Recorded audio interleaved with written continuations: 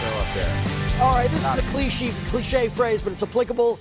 He is truly out of this world. We welcome former NASA astronaut Leland Melvin. Nice to see you, sir. Great to be here. You are one of approximately 500 men and women who've actually left the planet. Left the planet, been to space, floated around. Floated around. Let's talk about this. You were on the two Atlanta shuttle flights? Right. And we were talking in the green room, and this struck me in the most profound way. You said the most profound experience is from whatever, 200 miles up. 240 miles up. Seeing our little blue ball. Right. And you go around it every 90 minutes. You see the sunrise and the sunset every 45 minutes. Okay. And you're doing it with people you used to fight against. And it's the only place, I think, in our universe that people are working together and know that if we don't depend on each other, we're gone. And so if we can bring that back down, have this orbital shift, come back down to the planet, we can change the planet. So you really, I mean, I don't know if it strikes you like deep in your belly or what happens the first time you see it? You launch and you're shaking, you're rattling, you're rolling, you get to space, and now you're floating and looking out at the Caribbean, and you need new definitions of blue to describe the color. And it's just stunning, and it changes you fundamentally. Wow. And then I talked about this, you know, the big thing now is all these private companies going into space. Others associated with NASA should be like, that's our job, but your feeling is? Well, SpaceX, Virgin Galactic, Blue Origin, all these people are getting people interested in going to space. And so the more people that have this orbital perspective shift, the better off we'll be down on the planet. You know, it'll be one race, the human race, working together and not divisive and trying to take people out. It's working together. Let's talk about the show on Nat Geo. Darren Aronofsky, very accomplished director, put it together. It is called One Strange Rock. What's it about? It's a strange rock that we live on. When you think about all these systems that work together, and my episode's called Awakening, how 90% of the creatures on this planet don't even have a brain. And how did our brain evolve to allow us to build things like the International Space Station? And so it's an incredible love story about our planet and how beautiful it is and how we all are interconnected with it. Wow. All right, we have a clip from Nat Geo. Take a look at One Strange Rock. I really wish that everyone could see the world the way that I've had a chance to see it. First you look at it and really are wondering what it even is that you're seeing. It's like I lived my whole life in a semi-dark room and somebody flipped on the lights. A living, breathing, working planet.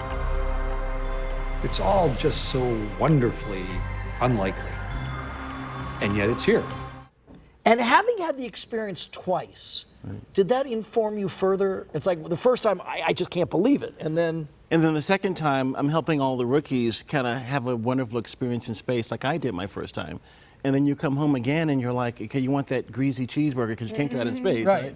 But you get home and you're like, have this new profound love of your planet, of people, of society. I'm only asking because you brought it up. Did you have Tang in space? So we can't advertise Tang anymore. Right. It's orange flavored drink. Okay. And then, I'm sorry, but if people start flying to space with, you know, these private companies, would you be on board for a flight? Sign me up. Okay. Wow. Sign me up. One Strange Rock is Mondays at 10. It's on National Geographic. Really, really acclaimed. Sir, what a pleasure. Thanks so much. And yours is airing in like 8 weeks, you were saying, right? Yeah, mine's called Awakening. It's number 9. It's the 9th episode, so check it out. All right, great. Awesome. Thanks. All right. I remember this quote, and it said, the 2 most important days of your life are the day you were born and the day you figure out why. And it's never too late to figure out why you were born. Once you start answering that question, that could be at 95. And let's say you live to 100, you have 5 years to live out this passion and this why. My name's Leland Melvin. I'm an astronaut, and I'm a STEAM explorer. It's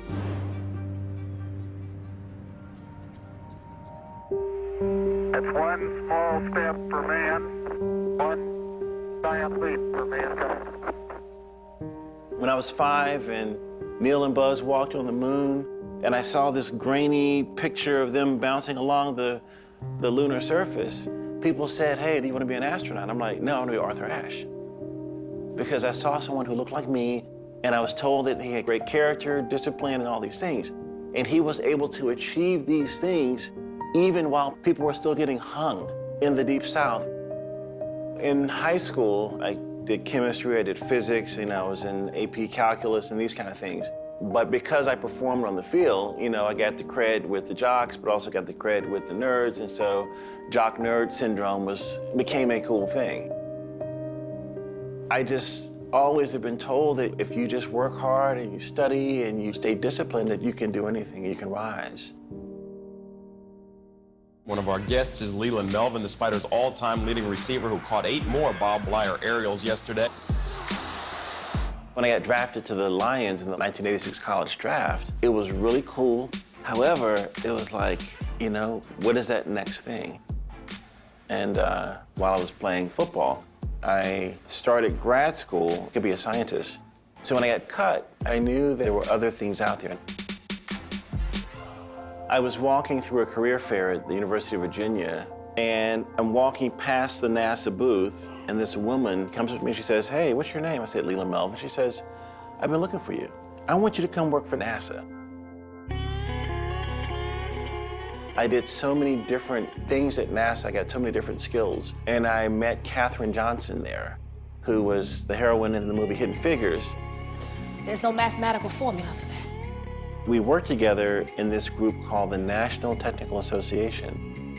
Katherine, to me, was like this elder stateswoman. You know there's brilliance, you know there's grace, you know there's dignity. And she was a person that was really impactful for my life. So how are we doing today, Leland?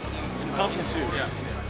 I was walking down the hall in NASA headquarters in DC, and I was thinking about applying to become an astronaut. And Charlie Bolden, the first commander to launch the Hubble Space Telescope, he said, "You know, Leland, you can't get in unless you apply." And I'm like, wow, he's right. 3, 2, 1, and liftoff of Space Shuttle Atlantis.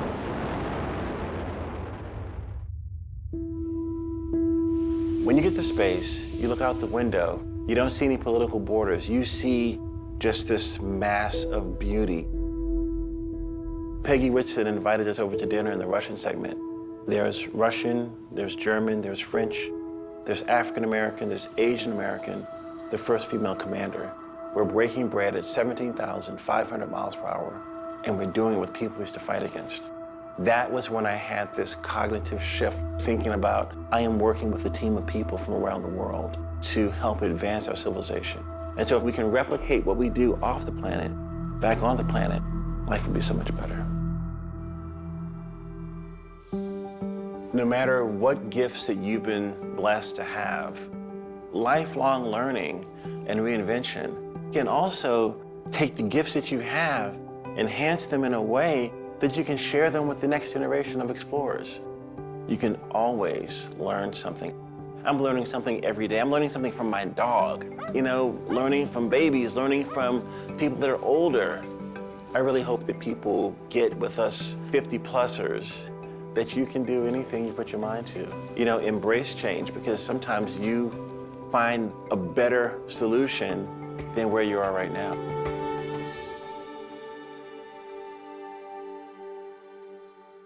So when you get assigned to a shuttle flight, you have a photo day. And on your photo day, you can bring your family. My 4-legged family was in Houston. So when I got to the guard shack and I flashed my ID and gunned the van, ran the dogs up the back stairs, had about 100 milk bones, just threw them out on the floor. They're just happy as can be. They're just chomping down. I come out, sit down. They start running over to me. I said, "Dude, start shooting." And Jake jumped up and was like in my ear, and Scott was like, "Hey, what's up?" You know, and that's the picture. At one point, I think broke the internet a little bit.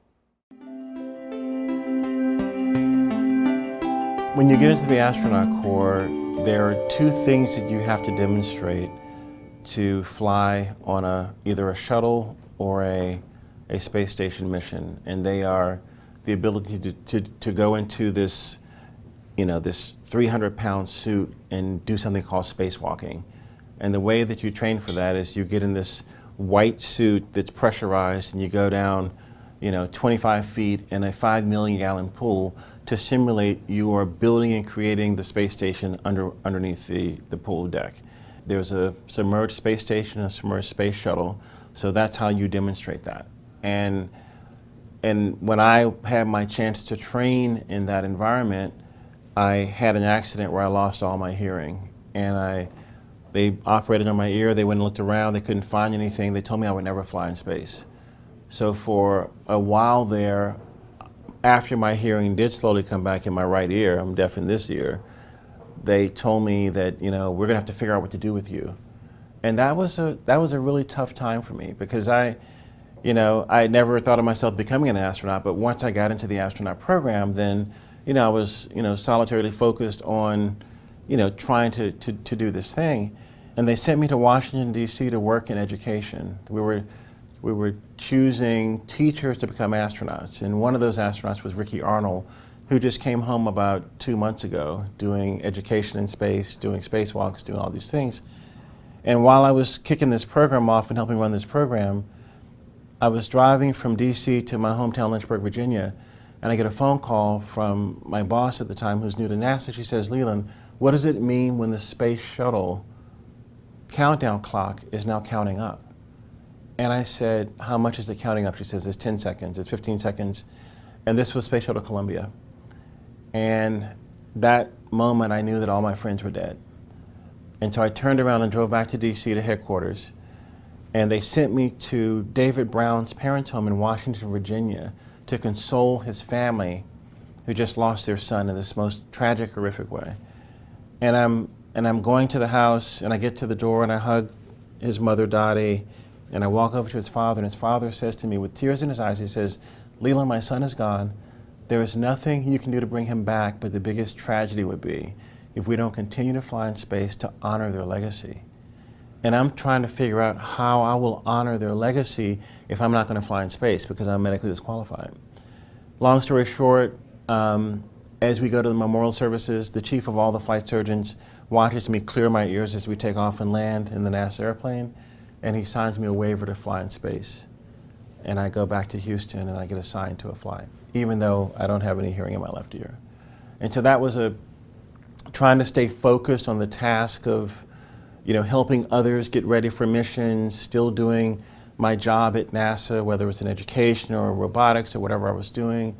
And I had friends telling me, "You should quit NASA, you should sue them, write the tell-all book and get paid." And I wasn't raised like that. My parents always taught me to try to do the right thing. You know, no matter what happens to you, you know, stay focused and try to do the right things. That was one of the hardest things that had happened, to stay focused on the mission when I'm, you know, internalizing all of my own, you know, am I going to fly? I'm never going to hear in this year. You know, the chords and the overtones don't sound the same on the piano as they used to, because I had perfect hearing. And then when I got that piece of paper that says you're now free to fly, and getting that first mission, 3, 2, 1 liftoff, thinking of honoring the legacy of my friends that had passed, because that's what his father told me to do the night of the accident. And I did that, and it was perfect. And we installed things, and we built the space station, and it was just an amazing transformation from being at one of the lowest points in my life, in the hospital bed, not hearing, couldn't hear a bomb drop, to now flying in space and building something incredible.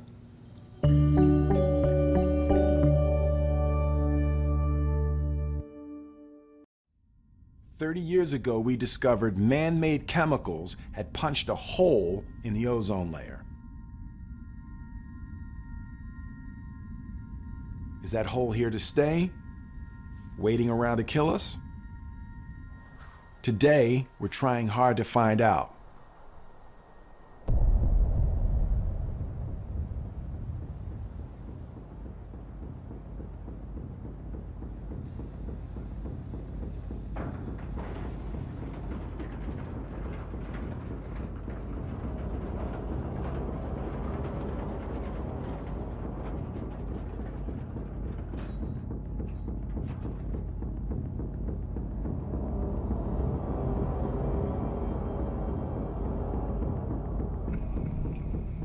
Morgan Sandercock is about to test an experimental plane perfect for sampling ozone. Go pressurizing. We think we can go as high as 90,000 feet. Jim, you ready to go? We're ready. That's the big boy territory. That's where things can go wrong very, very quickly. If we lose cabin pressure, then the pilots could very easily pass out. And we don't have any automatic systems to recover from that. Getting ready to roll. Now, a glider might sound like a dangerous choice so high up, but gliders don't have engines, which means they can't pollute the team's samples. Confirm tail dolly off. Tail dolly is off. Wing wheel is off. You're rolling at 11:32. 11:32. Written down GPS 5. Airborne.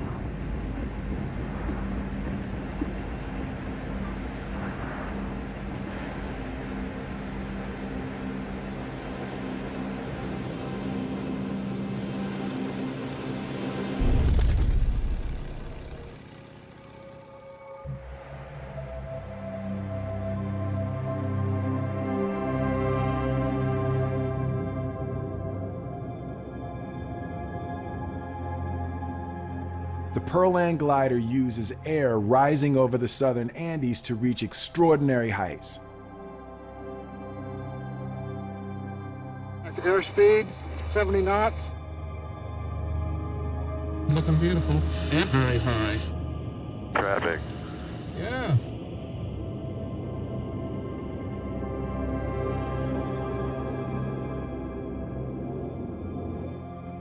$52,000 feet up makes this the highest glider flight ever. But you've got to get this high to get a great picture of the ozone layer. The good news is that thanks to a global ban on ozone-harming chemicals, it looks like the hole is healing up. Our shield is regenerating.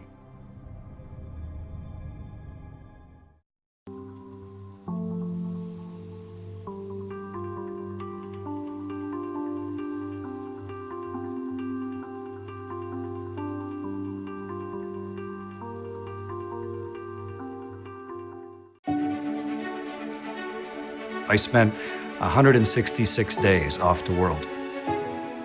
But somewhere along the way, my perceptions of the world shifted.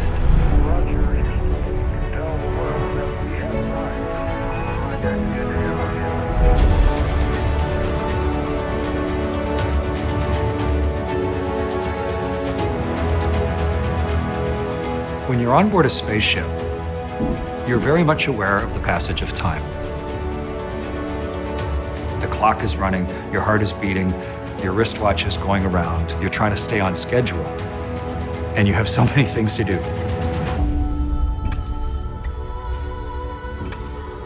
But sometimes you are able to take a little time to relax and actually notice what's happening. Notice the magic of weightlessness.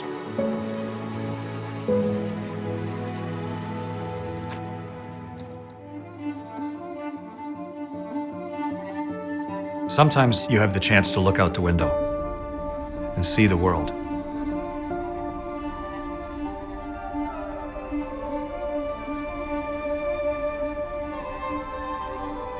You're going so blisteringly fast, 17,000 miles an hour, 5 miles every second. And you start then going around the world 16 times a day. 16 sunrises, 16 sunsets a day. But what it does to your body clock, it's strange. Your body doesn't know what time it is. There's no natural way to tell whether it's day or night. And you start somehow, somewhere along the way, your perception shifts from your wristwatch to the weather, to the seasons, to the eternity that is the Earth itself.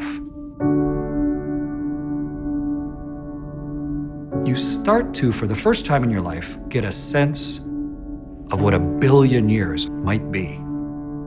4.5 billion years of history, patiently, silently, almost eternally floating next to you.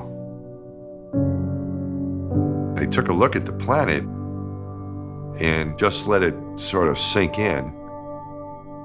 And then I thought to myself, this is something that human eyes are not supposed to see. This must be the view from heaven. I could feel the tears welling up and going down my face, and I turned my head thinking, I can't, it's too beautiful for me to look at. I was looking into a paradise than our planet Earth. When I looked at the Earth from space, and I saw that thin, shimmering blue layer of light that is our atmosphere, I was struck by one thing.